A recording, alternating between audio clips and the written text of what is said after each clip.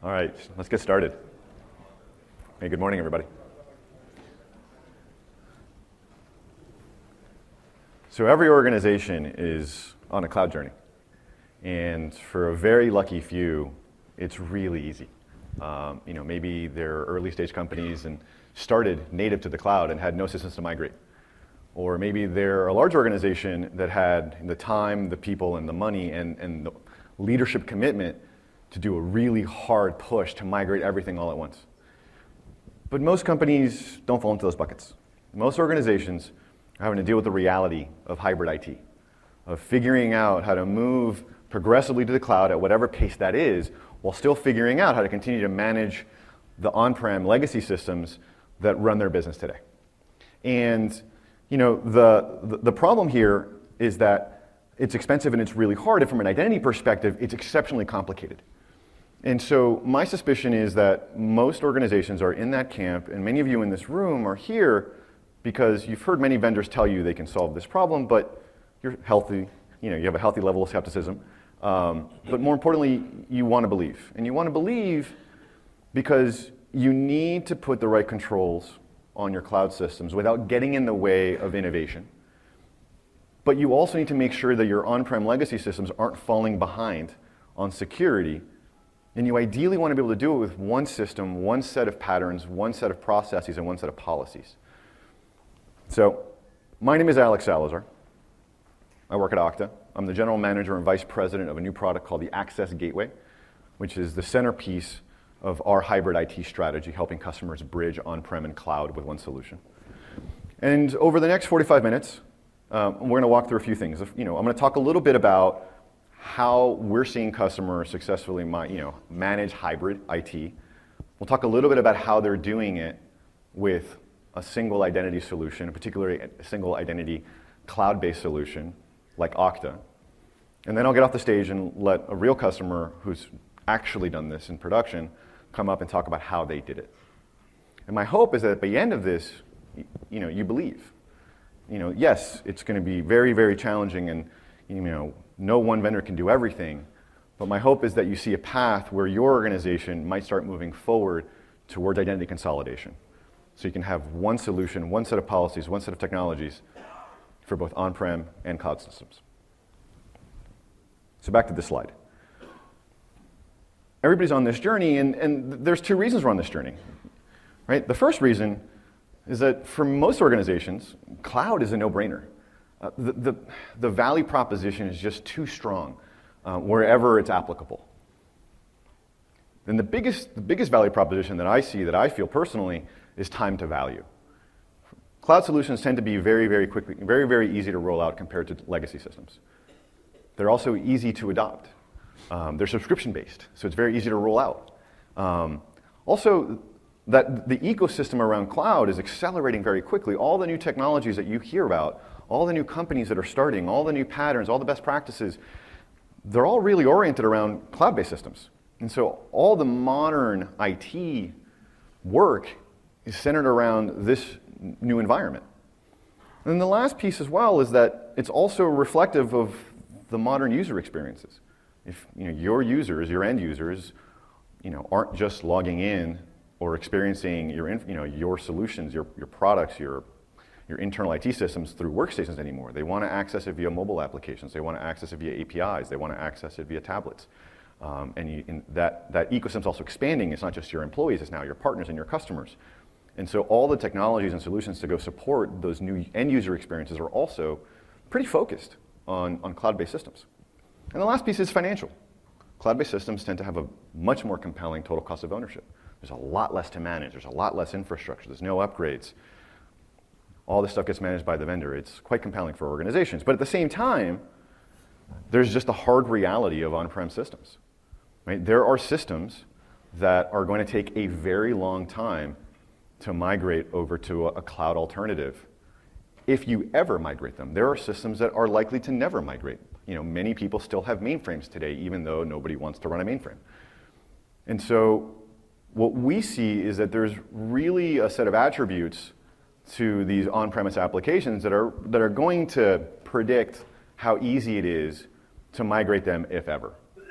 And one of the big ones is what's the business value you're getting today from that system, right? The higher the business value, like your financial system or an inventory system, the harder it's going to be to migrate because the risk is going to be too high, or the expense is going to be too high, or it's getting the organizational commitment or alignment is going to be too complicated because too many departments are dependent on that solution.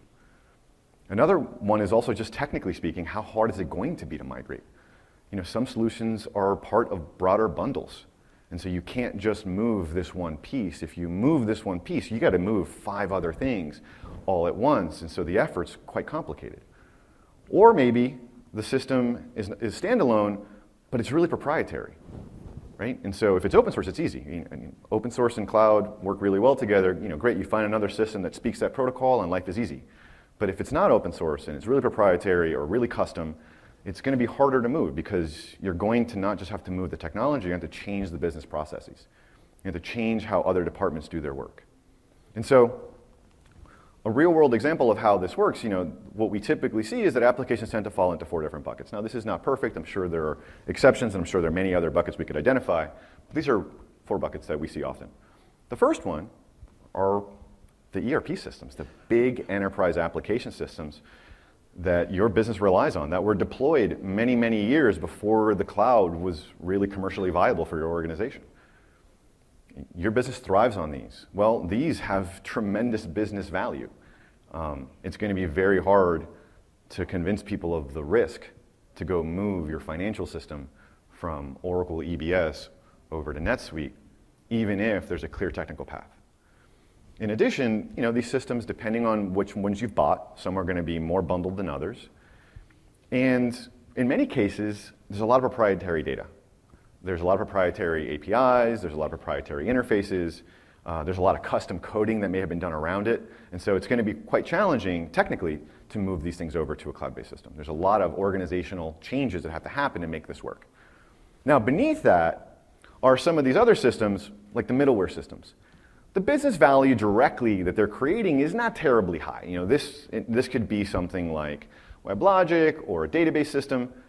Not a huge amount of unique business value directly, but they're a critical part of these ERPs. They're bundled. So for every Oracle e-business implementation, you're going to have Oracle databases, you're going to have WebLogic, you're probably going to have Oracle Access Manager and OID.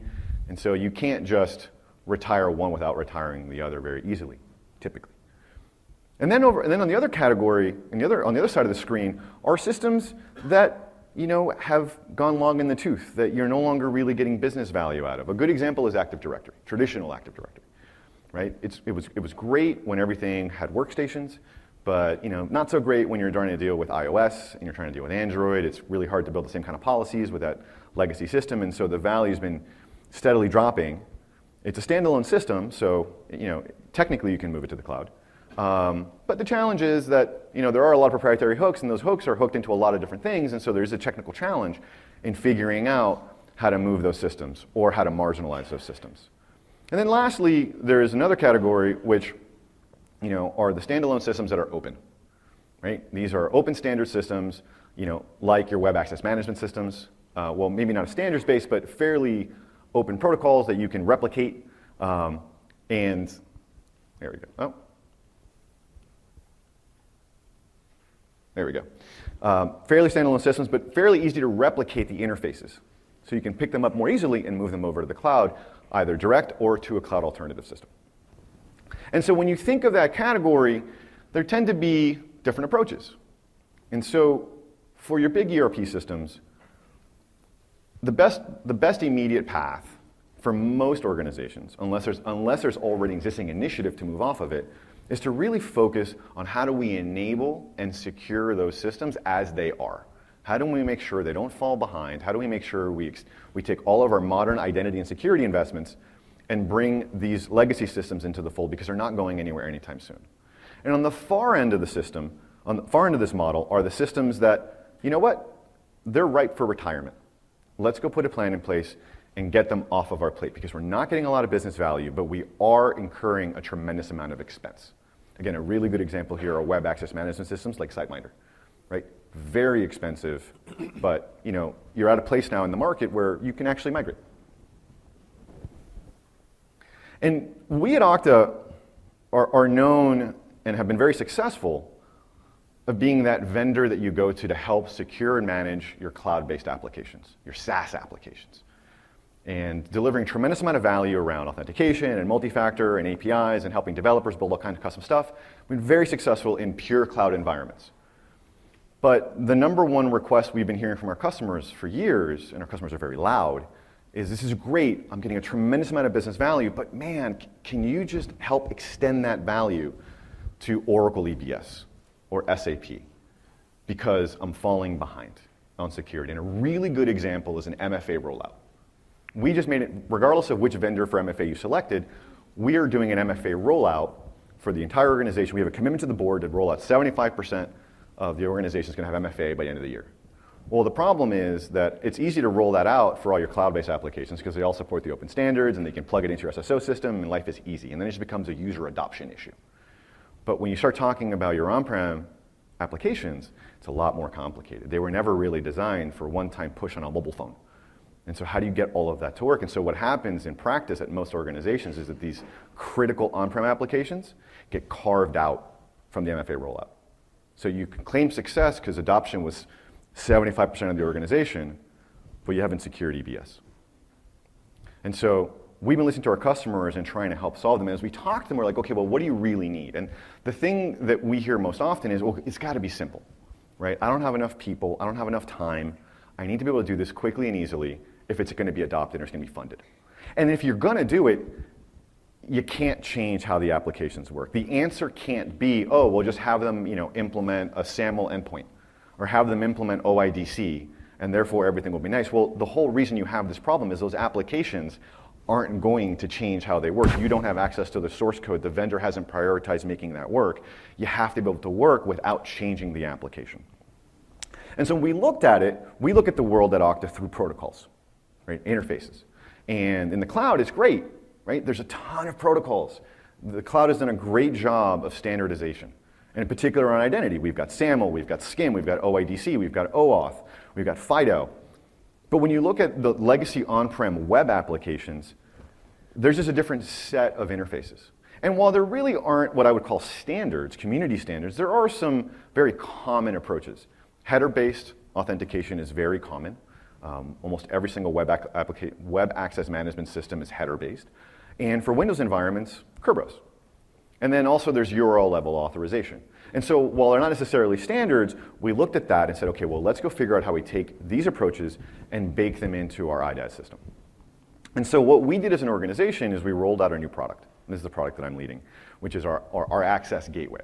And this is how Okta is extending its cloud platform to deliver single sign-on and multi-factor authentication to on-prem applications. And in particular, on-prem applications that support header-based authentication and Kerberos-based authentication. And the way we do that is that we deliver to our customer a proxy-based solution. We deliver it as a virtual machine that they deploy inside their environments, whether it's AWS, GCP, or Azure, or their own data center. They stand that proxy in front of the application like they would any web application, web access management system, like they would SiteMinder or OAM or Tim and Tam. And then once the user hits the application, we intercept the traffic, we decide if that user's been authenticated or not, and if they haven't, we redirect them back to Okta for a unified Okta experience where they have the same access policy, same login experience they would on a cloud-based application. Once they're successfully authenticated, we redirect them back to the application and provide the user context via headers to the downstream application. And the reason our customers get so excited is that it means that they get to have one set of policies for both their cloud applications and their on-prem applications. One set of user experiences for their on-prem applications and their cloud applications.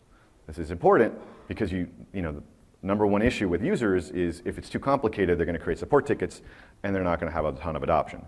With this, the user has one experience. They don't have to distinguish between it being an on-prem app versus a cloud app. It all looks the same to them. And the business value of going towards this model of having a consolidated identity of both across your cloud-based systems and your on-prem systems is, first and foremost, is cost. Right? There's a massive reduction in infrastructure costs. If you're running any kind of identity system in your own data center, and in particular if it's a web access management system like a SiteMinder, you're probably running at least a few dozen servers. And So the reduction in licenses and costs is pretty dramatic for most of our customers. But in addition, there's an operational savings. I mean, how much time is your team spending patching these systems?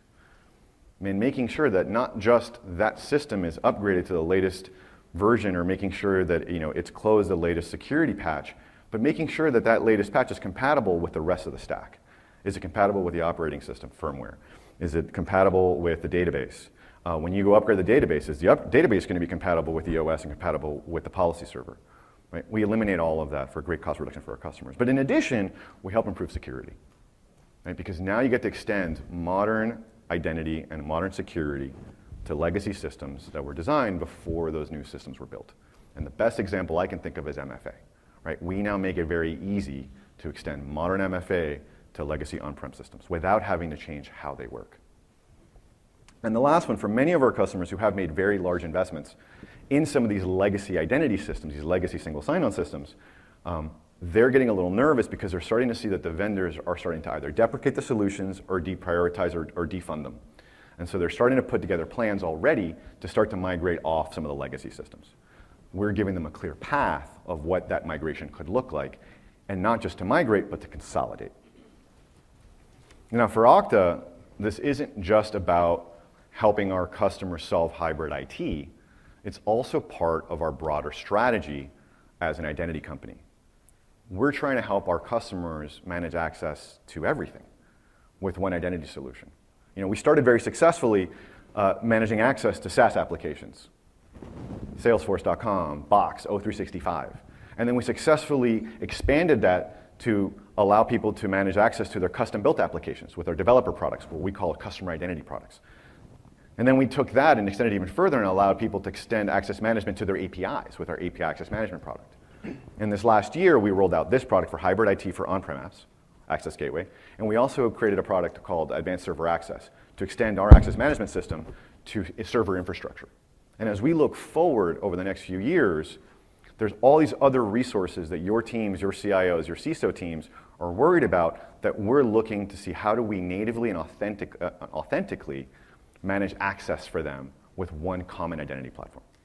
So with that, I, as the vendor, will get off the stage, and I'll pass it over to Jason from Motorola Solutions, and they'll talk about a real-world example of how they have been migrating and managing hybrid IT. Thanks, Alex. Thank you. I am Jason Pisani. I'm a security solutions architect for Motorola, and I cover a lot of areas. Identity is just one of them. But this has been one of my projects for the last now several years. We are a hybrid company, and it does take some time, some complexity. We're a 90-year-old company. We've got 127,000 users. That includes internals and externals. About 100,000 active customers, partners in our external ecosystem, and about 27,000 employees and contractors. We're plus 400 applications in Okta. But when we started, we had a significantly different set of problems to solve. Okta is taking care of a lot of that for us. So we are a large environment. We are a legacy environment. Almost all of our systems are legacy systems. We'll call them on-prem. Historically, we've been a consumer of SaaS apps. I think the only, I've got an 89-year-old ERP. That's probably my biggest problem. So we had roughly 150 applications in Oracle Access Manager. That was our legacy SSO solution.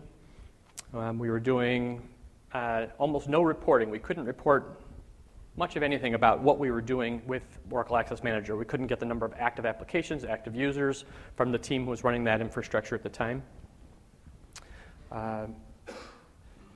We had outsourced the primary support for that SSO, so we actually had a cost model that didn't support the business at all.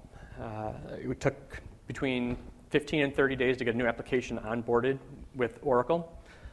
We were paying between $10,000 and $15,000 green dollars out of pocket to that third-party contractor to onboard one new application. So it was very expensive for us to even add new things to the environment. And that made, most of the time, that made application owners avoid centralized IT, centralized login. We had no clear path to getting to MFA with that environment. I had done just an investigation into desktop single sign-on, just to take some of the login pain out of the user experience, and we were looking at $200,000 just to do desktop single sign-on, no MFA, with Oracle Access Manager. The cost of my infrastructure, I started to focus on problems first, but we had a lot of challenges, a lot of problems, and this is where we started, and it'll make sense to show you where we got to. But we were spending nearly as much just on infrastructure to run our legacy SSO, and we're talking just operating systems with yet another third party, as we spent with Okta in our first year of adoption. So it was a little bit of a bubble, but I mean, you can just see clear benefits coming down the road.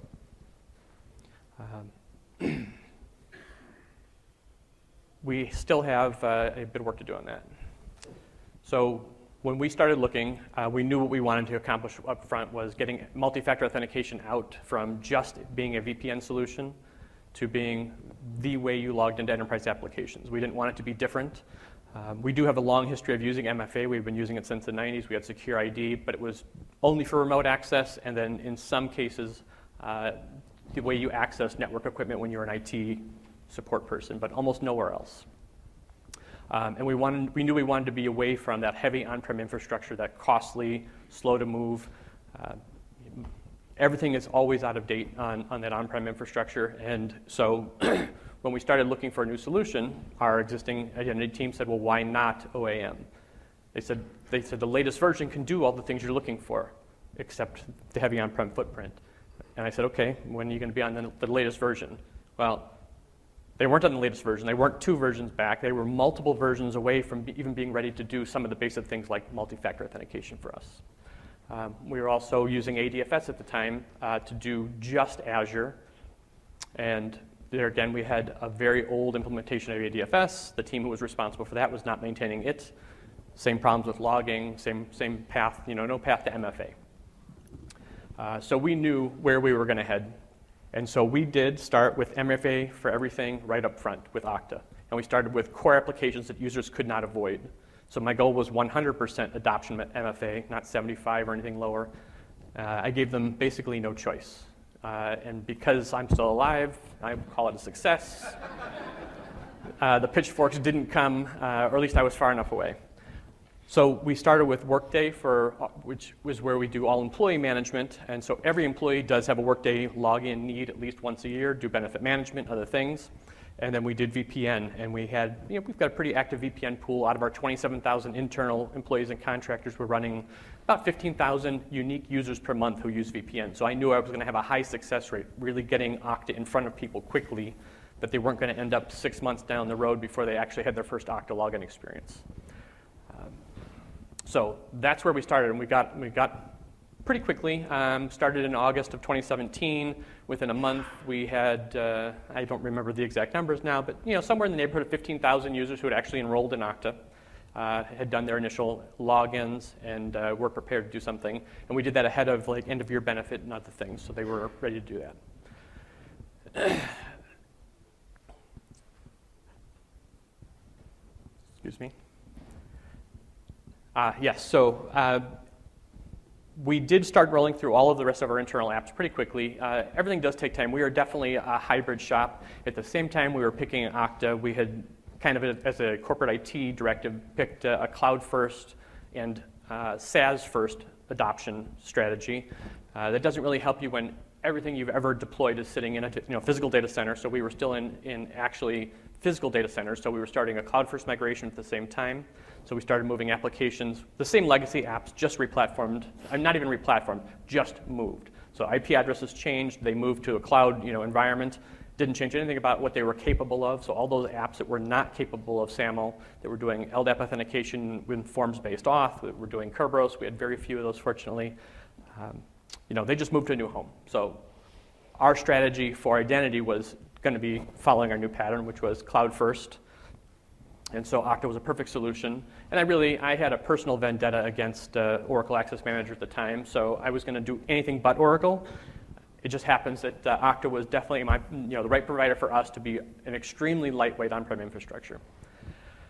As we move on, we did almost all of our employee apps first, employee internal facing. We want to make sure any mistakes we made didn't affect our external facing customers. We want to make sure that we really had Okta down. We had a good strategy before we started touching things that our external customers faced. And we did a bit of a mix there when we started to migrate. We didn't move most apps individually. We changed the login experience from our old OAM experience to an Okta login experience all at once. So we just shimmed an extra identity provider into OAM so that Okta became the authentication provider. So they saw the new login page, they got the new login experience, and that way we took some of those complaints out that we couldn't have app A and app B sitting in front of the same customer with two different experiences. So that actually went very well too.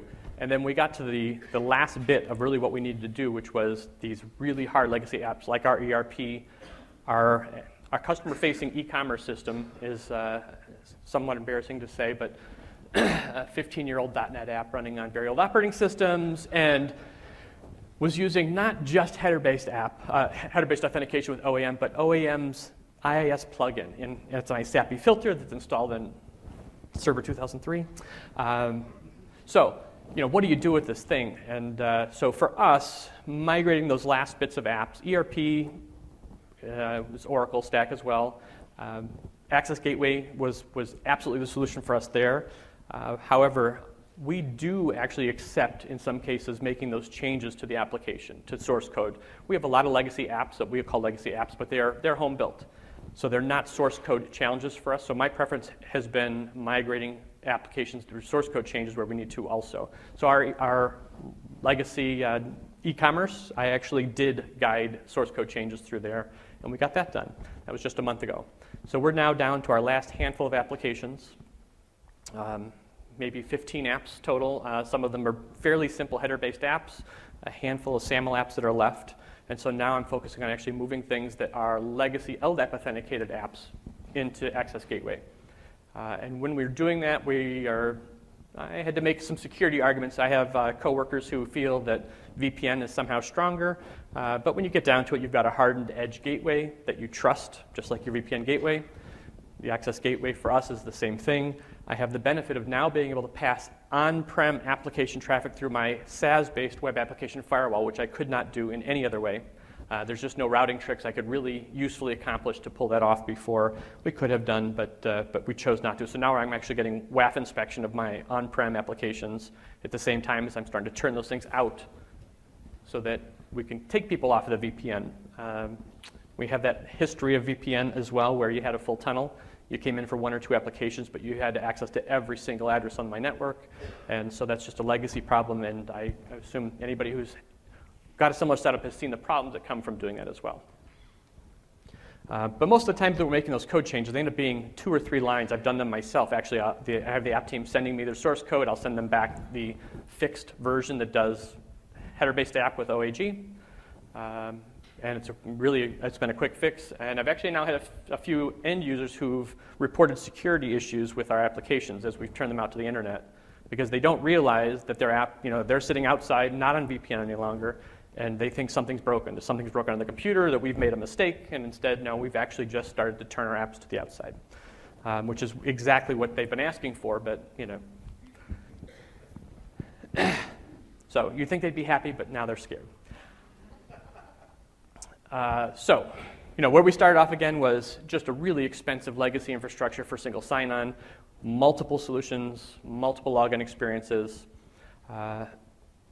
It was just a bad experience. I can't say enough how bad it was, even me as a consumer of identity, implementing applications for the enterprise and trying to go through this process. So I had that personal mission to make it better. I did get control of identity and access management, so it is now a place where we are doing applications usually the same day that they're requested. So we have a new SaaS app, goes through an assessment process. Okta authentication is actually part of our contractual agreements with new SaaS providers. We will not onboard a new SaaS app without it being capable of doing standards-based authentication. For us inside, the word is Okta. So my contracts team will tell the third parties that Okta must be supported very specifically, not just single sign-on or SAML. Specifically Okta, so those vendors are free to pick a path, but mandatory.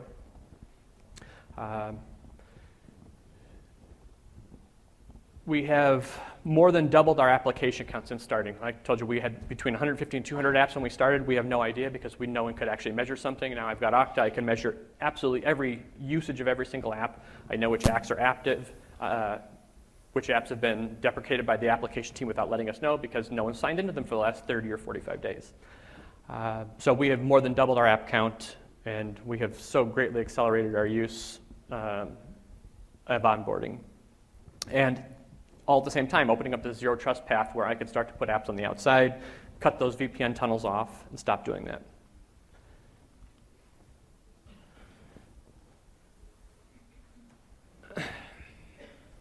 So this is a summary of really what's happened for us. So we really now have our light on-prem infrastructure, a handful of lightweight Okta agents that they're all basically headless. They need no attention. They get regular patching through regular patch cycles. And aside from that, an occasional upgrade of the agent, they just run, they're redundant, and no one really has to think much about them. So we have eliminated completely. ADFS is gone. Oracle Access Manager is nearly gone. In Q1 2020, we'll finally see that happen. We've gotten our central login experience. MFA is 100%. Every single app, every single login to Okta gets MFA, and we actually do step-up authentication for some of those as well, re-auth, re-prompt with multi-factor. We have no more of the turnover problems that we had before with the legacy, where we had to train and retrain those support providers on supporting us at Motorola. So we've really moved along. So we have just a few more legacy apps to finish up. We will be done in Q1 2020. I'm pretty confident we get to finally shut down OAM, turn off all those things. We have done maybe 10 apps through OAG to the outside, things that would have been internal VPN required, and we're going to actually pick the pace up there now that we're finishing up on regular migrations. It becomes much easier just to focus on the migration of these apps. We will migrate in place where we can with no changes to the application code if it doesn't require it or if it's not capable, but otherwise we're going to stick on that path. Somewhere in the first half we're going to get Google. So Google is the last place. We're a G Suite customer. It's the last place that we have that legacy, a non-standardized authentication experience. We did federate Azure when we eliminated ADFS, so that has a single login experience. But Google will go here in the first half of 2020.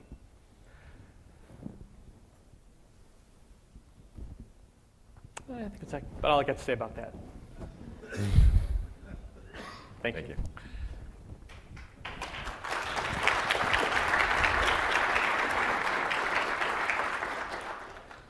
So just as a parting thought, my hope is that for many of you, you kind of saw what Motorola has been doing, what Motorola's achieved, and you're inspired. But their experience is probably going to be different than yours. And there's probably a lot of thinking around, okay, well, great, well, they had that, but I've got this, and my environment's a little different, my politics are a little different, my budget's a little different. And so, my ask is that if this is interesting to you, if this resonates with what you're trying to achieve, you come by our booth. We have a guide that we've written around modernization in particular around web access management modernization, that talks about a framework of how to start to manage hybrid IT. And we go through a few different phases. Obviously, the first phase is, okay, well, first you have to get the IDaaS in place and up and running and hitting the really easy systems like the cloud-based systems, and then start taking an inventory of all the applications that you have that are on-premise or legacy, and then start to categorize them into different buckets of what's going to be easy to move, what's going to be moderately difficult to move, and what's going to be very, very challenging to move or integrate or migrate. And so my hope is that all of you will take the time to at least talk to us, or at a minimum, take a look at the white paper. We'll be at the booth all day.